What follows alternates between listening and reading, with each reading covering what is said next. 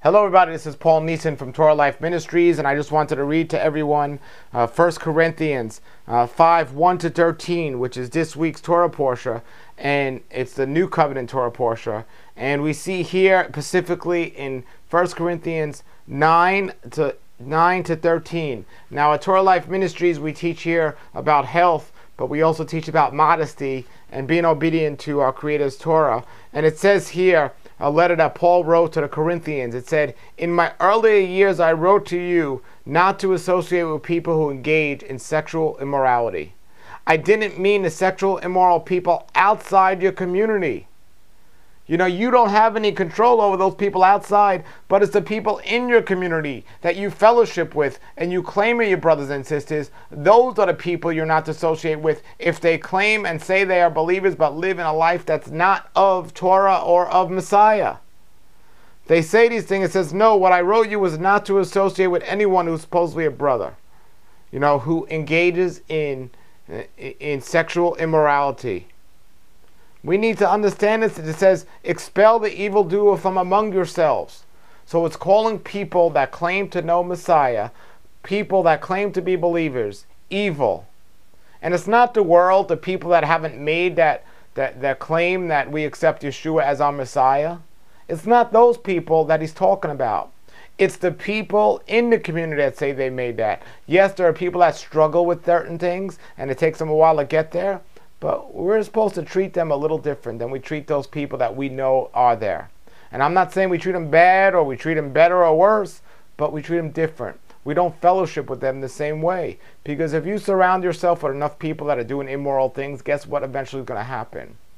So when we see these things, the people living an immoral lifestyle, sexual immorality, we're supposed to expel the evildoer. Now, when I walk into many churches that I teach at, the Sunday keeping mega churches out there in today's world, I see a lot of people dressed in an immoral sexual way, revealing every single part of their body that they're told to cover up. And this creates a big problem. And the church itself is the first place. Divorce is sexual immorality. That's the bottom line.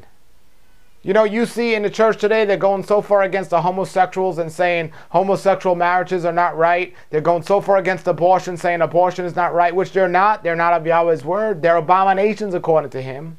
But you can't pick and choose. Immorality is also an abomination to him. But the church lets people dress in an immoral way, and they let people do immoral acts by engaging in sexual immorality, which leads to the divorce to begin with. Yeshua said it's not only somebody that actually physically commits adultery, but somebody that thinks about it in his mind. So somebody that brings that on, causing a brother to stumble by dressing in an immoral way, is leading to that person committing the sexual immorality of adultery. All I'm saying, folks, is it calls that person an evildoer. So yes, we need to focus to try to get those people that claim not to know Messiah to know him, and he'll be on their heart. And prayerfully they will follow it action and follow what he wants them to do. But what about those people that claim to be believers for 20 years and never even read all the scriptures? And they come into church wearing their high heels and their tight clothes and their cleavage is showing? Or the men out there that are cheating on their wives or committing sexual immorality by thinking about cheating on their wives?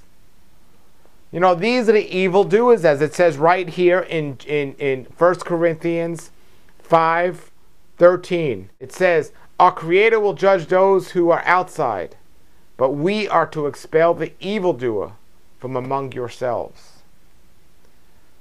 These mega churches out there today, there are a lot of evildoers in there. And who am I to judge? Well, it says in the scriptures a story about not to judge somebody who has a splinter in their eye if you have a log in your eye.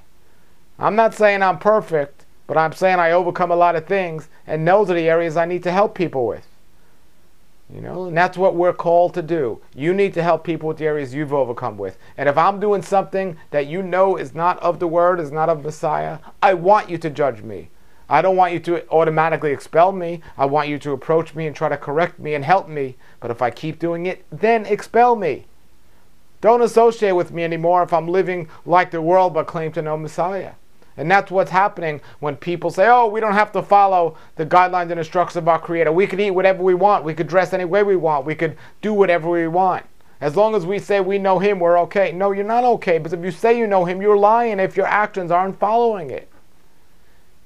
You got that, everybody? Each week here at Torah Life Ministries on healthwatchman.com, I post the Torah portion and some other important biblical subjects and topics we need to learn about.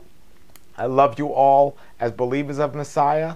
Those of you who are not believers, I love you as a creation of Messiah, and I pray that you will understand the importance of accepting Yeshua as Messiah.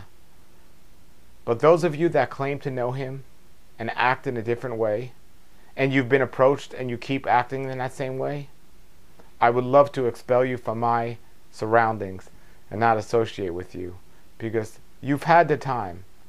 You know, if you're struggling, come to me and say, I'm struggling, help me, and I'll help you.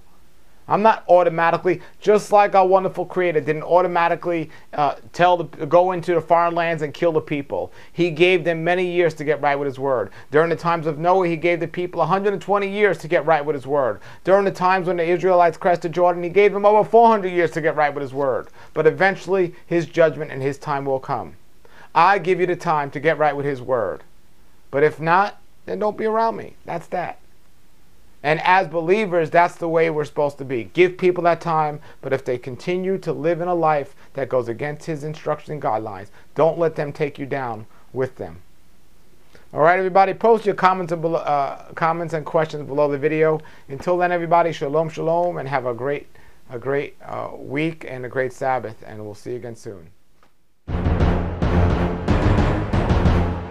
Torah Life Ministries come out of the world. Messiah people seek the truth.